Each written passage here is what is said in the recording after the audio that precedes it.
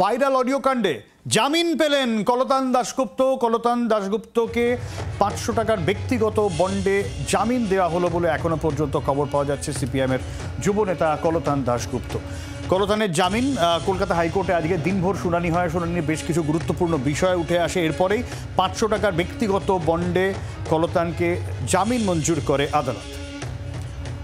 মৌমিতা চক্রবর্তী আমাদের প্রতিনিধি রয়েছেন আমাদের সঙ্গে টেলিফোনে। মৌমিতার কাছ থেকে আরো আপডেট এবং মৌমিতা।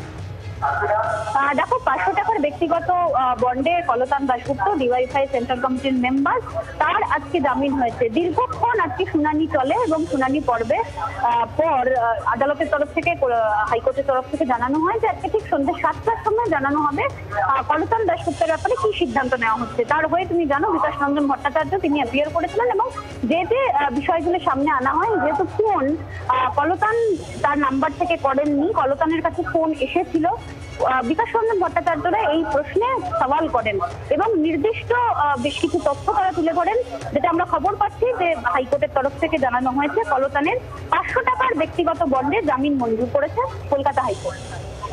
অনেক ধন্যবাদ মৌমিতা।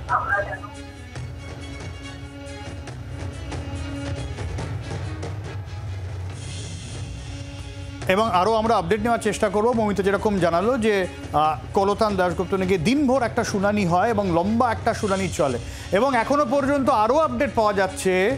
আজকে এই মামলায় কলতানকে জামিন দেওয়া হয়েছে 500 টাকার ব্যক্তিগত বন্ডে। অন্য কোনো মামলাতেও কলতানকে এখনই গ্রেফতার করা যাবে না এমনটাও কিন্তু আদালতের তরফে বলা হচ্ছে।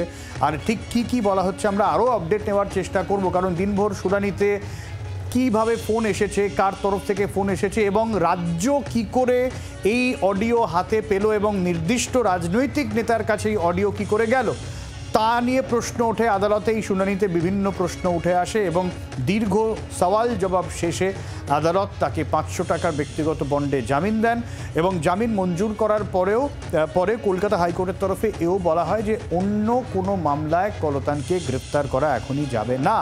ফলে আপাতত বড়সড় স্বস্তির নিঃশ্বাস ফেললেন কলতান দাশগুপ্ত, কারণ তিনি গ্রেপ্তার হয়েছিলেন এবং ভাইরাল অডিও, যে অডিওতে জুনিয়র ডাক্তারদের ধর্ণা মঞ্চে হামলার পরিকল্পনা করা হয়েছিল এমনটাই অভিযোগ আনা হয় তৃণমূল কংগ্রেসের তরফে।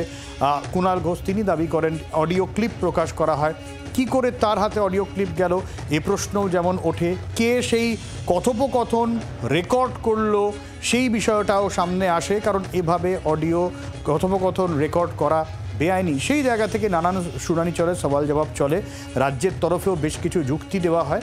সেই জায়গা থেকেই দীর্ঘ শুনানির পর কলতানকে জামিন দেওয়া হয় এবং এও জানিয়ে দেওয়া হয় অন্য কোনো মামলাতেও তাকে গ্রেফতার করা যাবে। বাংলার আওয়াজ, বাঙালির আবেগ, জি 24 ঘন্টা।